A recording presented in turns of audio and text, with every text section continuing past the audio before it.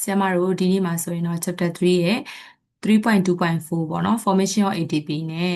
3.2.5ရဲ့ energy relief from ATP ဆိုပြီးတော့ ATP ဖွဲ့စည်းပုံနဲ့ ATP ကနေထွက်လာတဲ့စွမ်းအင်တွေအကြောင်းကိုလေ့လာကြမှာဖြစ်ပါတယ်အဲ့တော့ဆရာမတို့အရင်ဆုံး ATP ဖွဲ့စည်းပုံကိုပြောရမယ်ဆိုရင် food contain chemical energy ဆိုတာဘာပြောရလဲဆိုတော့အစာအာဟာရတွေအကုန်လုံးမှာပေါ့နော်ဓာတုစွမ်းအင်ရှိတယ် chemical energy ရှိတယ် respiration ဆိုတာကတော့ is ဖြစ်ပါတယ် the release of this energy အဲ့ဒီစွမ်းအင်တွေရှိတဲ့စွမ်းအင်တွေကိုထွက်လာအောင်လုပ်တာဖြစ်တယ်ဘယ်လိုအချိန်မှလဲဆိုတော့ one food တနည်းအားဖြင့်ဒီ glucose လို့အစာမျိုးတွေကို is broken down in living cell เนาะတက်ရှိ cell တွေမှာဖြိုခွဲပြီးတော့ဒီ energy ကိုထွက်လာအောင်လုပ်တာအဲ့ဒီဖြစ်စဉ်ကို respiration လို့ကျွန်တော်တို့ကခေါ်တာဖြစ်တယ်เนาะအဲ့တော့ the energy produced not you immediately အဲ့ထွက်လာတဲ့ energy ကိုလည်းချက်ချင်းမသုံးသေးဘူး but ဒါပေမဲ့လို့ store in the mitochondria ထဲမှာသိမ်းထားတယ် as a chemical compound called adenosine triphosphate เนาะ ATP လို့ခေါ်တဲ့ဒီ adenosine triphosphate လို့ခေါ်တဲ့ chemical compound လေးအဖြစ်နဲ့ mitochondria ထဲမှာဒီ energy ကိုသိမ်းထားတယ်ချက်ချင်းမသုံးသေးဘူးเนาะအဲ့တော့ ATP is a nucleotide ATP က nucleotide အုပ်စုဖြစ်တယ်တနည်းအားဖြင့် DNA တို့ RNA တို့ပေါ့နော်အဲ့လိုမျိုးအုပ်စုဝင်ဖြစ်တယ် that consists of three main structures အဓိက structure ကြီး၃ခုသူမှာပါတယ်အဲ့ဒါဘာတွေလဲဆိုတော့ nitrogenous base เนาะ adenine nitrogenous base adenine ရယ်เนาะ pentose sugar ribose ရယ်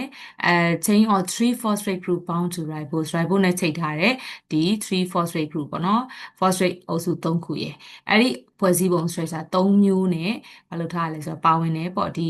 ATP မှာဆိုလို့ရှိရင်ပေါ့เนาะအဲ့တော့ဒီမှာကြည့်မယ်ဆိုရင်ပုံလေးကိုကြည့်ပါဆိုရင်ဒီကောင်က adenine ပေါ့အုပ်စု3ခုပြထားတာเนาะဒါ adenine ဖြစ်တယ်ဒါက pentose sugar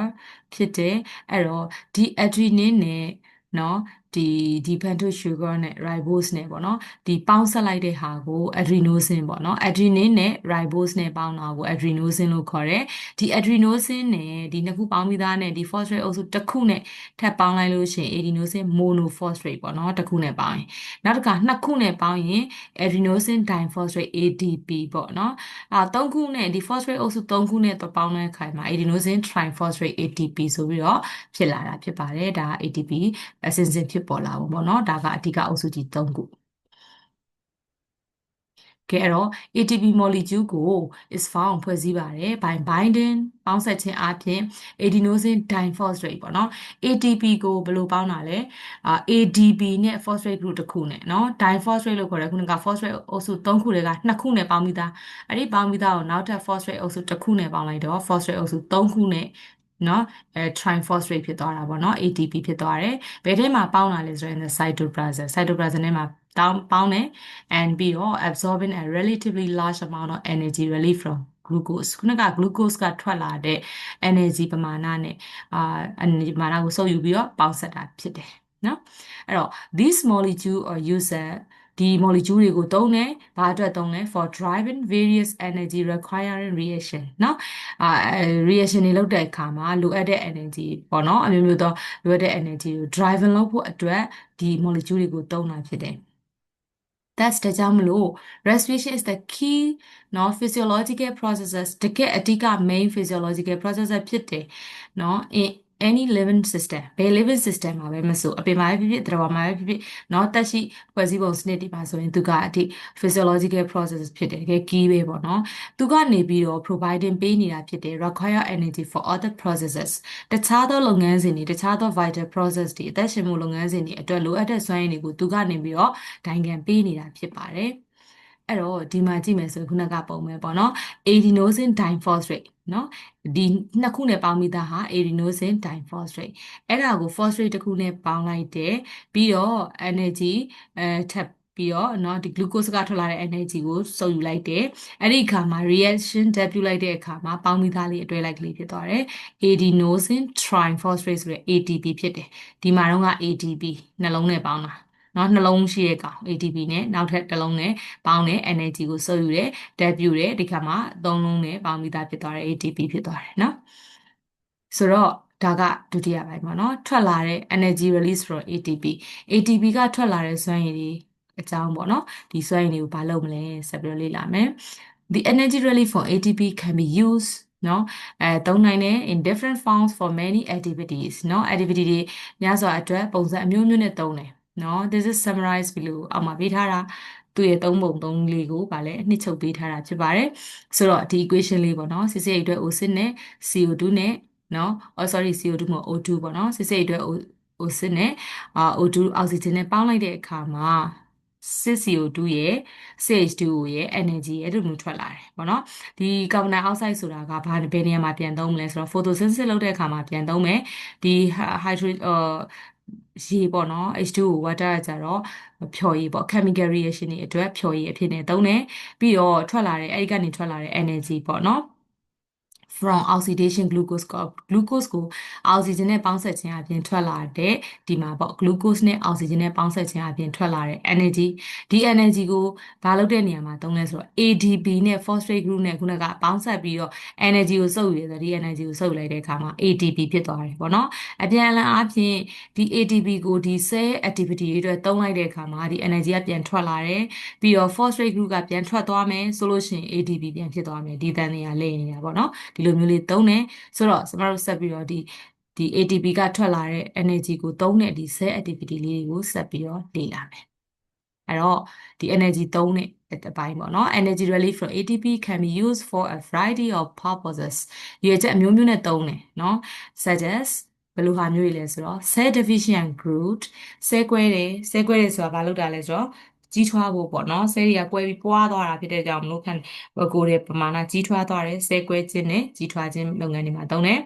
synthesis of proteins fats vitamin etc ပေါ့ဆိုလိုတာ protein တို့နော် fat တို့ vitamin တို့အဲ့ဒါတွေကိုဖွဲ့စည်းတဲ့အခါမှာလည်းသုံးတယ် now contractions or nerve impulse and muscular movement ဆိုလိုတာက contraction of connection ဆိုတာရှောက်ကူးတယ်ပေါ့နော်ဘာတွေလဲဆိုတော့ nerve impulse ဆိုအာယုံကြောနှိုးဆွမှုတွေနဲ့ muscular movement လို့ခေါ်တယ်ကြွက်သားလှုပ်ရှားမှုတွေပေါ့နော်အဲ့ဒီနေရာတွေမှာသုံးတယ်အာယုံကြောနှိုးဆွမှုတွေကြွက်သားလှုပ်ရှားမှုတွေကိုဒီဘယ်လိုပြောရမလဲရှောက်ကူးတယ် conduction ဆိုတာကူးဆက်ဆံတယ်ပေါ့နော်ပြောချင်တာကနော်နောက်တစ်ခါ maintenance ဆိုတာကဘာလုပ်တာလဲဆိုတော့ထိမ့်သိမ့်ပေးတယ် of constant body temperature ကိုပုံမှန်ဖြစ်နေအောင်ပေါ့နော်တင်းတော်တဲ့အနေအထားတစ်ခုမှာပုံမှန်တည်တတ်နေဖို့အတွက်ထိန်းထားပေးတယ်နောက်တစ်ခါ active transport of molecule ions တို့ရှိမှာactive transport အကြောင်းသင်ခဲ့တယ်เนาะ molecule လေးတွေ ion လေးတွေ active transport လုပ်ဖို့အတွက်တိတ်ပို့ဆောင်တဲ့နေရာမှာလဲသူကအားတစ်ခုအနေနဲ့စွမ်းရည်ကိုနေသုံးတယ်အဲ့တော့ဒီဟာလေးတွေကဆိုရင်ဒီ ATP ကထွက်လာတဲ့စွမ်းရည်ကိုသုံးတဲ့နီလန်လေးတွေပေါ့နော်သုံးတဲ့နေရာလေးတွေပေါ့အဲ့တော့ဒါကို experiment 4မှာဘာကိုဆရာမတို့စမ်းသပ်မလဲဆိုတော့ဒီ energy ထွက်လာတယ်ဆိုတဲ့အကြောင်းပေါ့နော် germinating seed ဆိုတဲ့အပင်ပေါက်အဆီလေးအပင်ပေါက်တယ်ဆိုတော့သူတို့က respiration လုပ်မယ်ပေါ့နော်အဲ့တော့ respiration လုပ်တဲ့အခါမှာ energy ထွက်လာမယ်နော်စွမ်းအင်ထွက်လာမယ်ဘာစွမ်းအင်လဲဆိုတော့အပူစွမ်းအင်ပေါ့နော်အဲ့ဒီအပူစွမ်းအင်ထွက်လာတယ်ဆိုတဲ့အကြောင်းကိုစမ်းသပ်မယ်ဆိုတော့ဒါလေးကဓာတ်ဘူးလေးပေါ့နော်ဓာတ်ဘူးနှစ်ဘူးဒါကဘာလို့နှစ်ဘူးလောက်ရလဲဆိုတော့တစ်ခုကတော့တတ်ထားတဲ့အစီတစ်ခုကအပင်ပေါက်တဲ့အစီရှင်သန်နေတဲ့အစီပေါ့နော်နှိုင်းရှင်ကြည့်လို့ရအောင်ဆိုတော့အပင်ပေါက်စီလေးတွေကိုထည့်မယ်ဓာတ်ဘူးတစ်ခုထဲမှာထည့်မယ်ဒီဘက်မှာကျတော့တတ်ထားတဲ့အစီကိုထည့်မယ်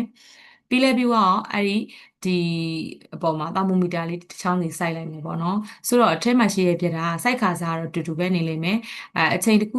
ကြာသွားတဲ့အခါမှာဒီ germinating seed bed ကပြတားလေးရာဒီမှာဆိုရင်ဗာလဲ mercury level ပြတားမှာရှိတဲ့ mercury level လေးကပွားပြီးတော့အပူထွက်လာတဲ့အခါမှာ heat ထွက်လာတဲ့အခါမှာသူကပူပြီးတော့ပေါ်တက်တယ်ကျမတို့ဖျားတဲ့လူတွေမှာဆိုရင်တော့အဖျားတိုင်းတာပေါ့နော်ပြတားတန်လေးကပူပွားပြီးတော့ပေါ်တက်သွားတယ်ဒါကတော့စစိုက်တဲ့အချိန်ကနေဒီတိုင်းပဲမပြောင်းလဲဘူးခေဘာကြောင့်မပြောင်းလဲဆိုတော့တတ်ထားတဲ့အစီတွေက respiration မလုပ်နိုင်တော့ဘူးလीနော်မလုပ်နိုင်တဲ့အတွက်မထွက်ဘူးပေါ့အပူမထွက်ဘူးပေါ့ဆိုတော့ဒါကစွမ်းအင်ထွက်လာတာစမ်းသပ်တာပေါ့နော်စွမ်းအင်ဆိုတာခြားစွမ်းအင်မဟုတ်ဘူးအပူစွမ်းအင်ထွက်လာတာနော်အဲ့တော့အလုပ်အသေးစိတ်ကလေးကိုစာနဲ့ပြန်ပြောရမယ်ဆိုရင် about 100 pieces are soaked in water for 24 hours ပေါ့နော်တစ်ရက်ပေါ့တစ်ရက်လောက်ရေစိမ်လိုက်ပေါ့နော်ဒီပဲစီလေးစီတီယာလောက်ကိုတစ်ရက်လောက်ရေစိမ်လိုက်ပြီးရင်တဝက်ကိုတော့နော်ပြုတ်လိုက်ဒါပြီးလို့ရှိရင် soaking in 1% to 5% formalin for 5 minutes တော့1%ကနေ9%လောက် formalin ပါတဲ့เนาะရေထဲမှာစိမ်လိုက်သေးကြသွားအောင်ဗာလဲတက်လိုက်တာ cytoplasm တွေတက်လိုက်တယ်နောက်ထပ်ပြီးတော့ ပြောင်းလဲမှုမပြုတ်အောင် reaction မဖြစ်အောင်တတ်လိုက်တာတဝက်ကိုပေါ့နော်တဝက်ကိုတော့အညောင်ပေါက်အောင်ထားမယ်နောက်တဝက်ကိုတော့လုံးဝတည်သွားအောင်လုပ်လိုက်မယ်ပြီးတော့ this solution will kill the bacteria or fungi on the surface of the PC ဆိုတော့ဒီအဲ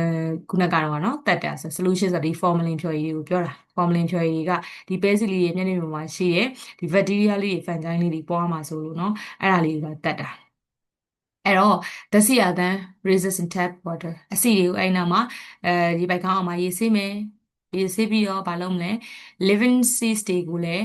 ဒီဖန်ဓာတ်ဘူးတစ်ခုမှာထည့်မယ်ဓာတ် seeds တွေကိုလည်းအလားတူနောက်တစ်ခုမှာထည့်မယ်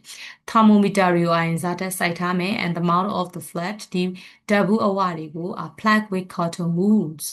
ဂွန်းနေနဲ့စို့ထားလိုက်မယ်နော်ပြီးတော့ပြစ်ထားမယ် after a few days ရနေနေကြအောင်ပြစ်ထားလိုက်မယ် the thermometer in the flat with the living seedlings living seedling လေးတွေရှိနေတဲ့ဖန်မူးတွေက thermometer ဟာ will be higher than ပို့ပြီးတော့မြင့်နေတာကိုတွေ့ရမယ် and the control ဟိုဘက်က control ဆိုတာတတ်ထားတဲ့အဆင့်ရှိတယ်အပူချိန်နဲ့ပိုမြင့်နေတာကိုတွေ့ရမယ် because အဲ့ဒါဘာဖြစ်လဲဆိုတော့ heat energy is released during the respiration of germinating seed နော် germinating seed တွေ respiration လုပ်နေတဲ့အချိန်တော့တွင်မှာ heat energy ထွက်လာတဲ့အတွက်ကြောင့်မလို့ပါတဲ့ဟုတ်ပြီနော်အဲ့ဒါဆိုရင်ဆင်မတို့ကနောက်တစ်ချိန်ကျမှပဲဒီ photosynthesis နဲ့ respiration နဲ့ကြားမှာဘယ်လိုဆက်သွယ်နေလဲဘယ်လိုဆက်နွယ်မှုရှိလဲဆိုတာကိုဆက်ပြီးတော့လေ့လာကြမယ်